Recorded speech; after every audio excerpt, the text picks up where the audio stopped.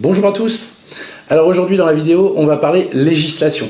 Et oui, avant toute chose, je tenais déjà franchement à m'excuser parce que là, ça fait à peu près 2 semaines qu'on n'a pas posté. C'était assez compliqué en ce moment pour moi. Il y a beaucoup de choses à gérer pour moi et madame. Donc, on a du mal à être partout. Excusez-nous. En tout cas, aujourd'hui, la vidéo, comme je vous disais, on va parler législation. C'est suite à une question que l'on m'a posée sur tout ce qui concerne le logement. Alors, je suis désolé, je ne vais pas forcément vous regarder droit dans les yeux parce que j'ai pris des petites notes sur l'ordinateur. Je me suis rapproché d'une avocate connue et spécialisée dans le monde du chien pour vous répondre au mieux à cette interrogation. Tout de suite, le générique.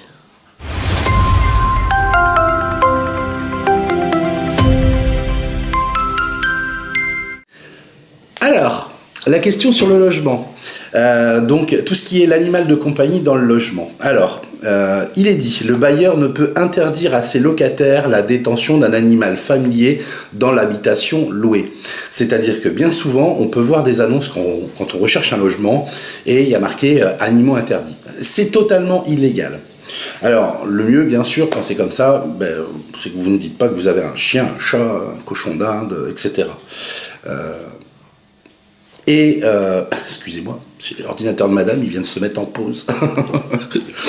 donc voilà, donc si vous voulez, on ne peut pas, légalement parlant, vous interdire d'avoir un chien, un chat, etc. Donc quand c'est comme ça, malheureusement, vous ne le dites pas. Voilà, c'est triste, mais c'est comme ça.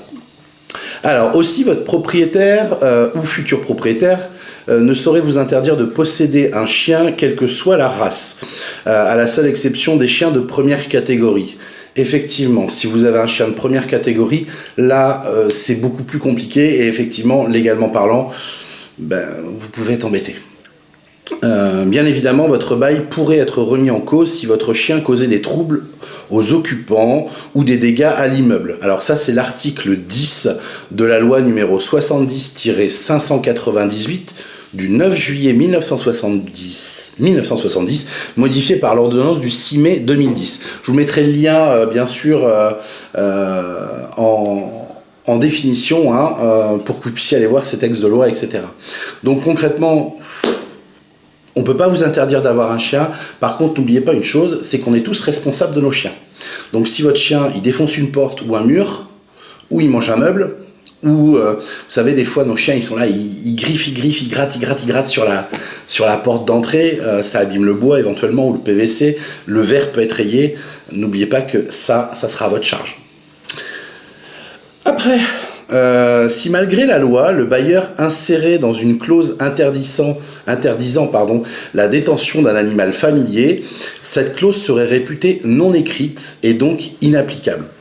Concrètement, vous savez, c'est comme dans la vente de chiens, il y a des petits malins et des petites malines qui s'imaginent qu'il suffit d'écrire dans les conditions particulières tout et n'importe quoi et que c'est forcément applicable parce que c'est écrit. Non, n'oublions pas que les gens ne sont pas au-dessus des lois.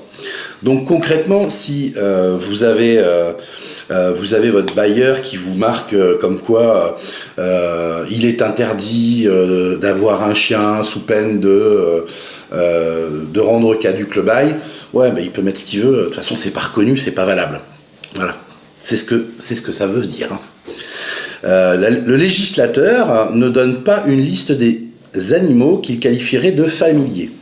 Mais vous savez comme moi après ce qu'est un animal familier, c'est les chiens, les chats, les nacs, etc. L'article L 214-6 du Code rural donne une définition de l'animal de compagnie. On entend par animal de compagnie tout animal détenu ou destiné à être détenu par l'homme pour son agrément. C'est ce que je viens de vous dire. Cette définition est large et devrait être précisée depuis l'arrivée massive des nouveaux animaux de compagnie, les nacs. Donc les nacs, ça rentre donc dans les animaux de compagnie, côté familier, quoi.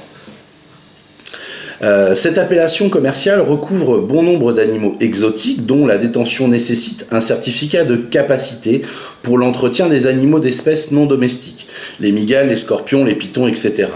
Ces animaux ne sont pas, a priori, des animaux familiers au sens de la loi du 9 juillet 1970.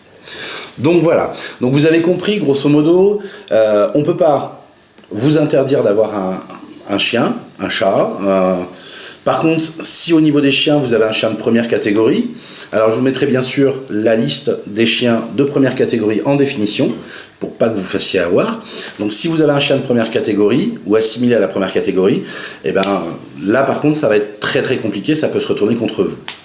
Je vous rappelle aussi que les chiens de première catégorie sont des chiens qui sont stérilisés par obligation, donc concrètement, logiquement, il ne devrait plus y en avoir. Mais il y en a toujours. Donc voilà. Et donc ça, c'est important. Le côté dégradation, pensez-y, faites attention.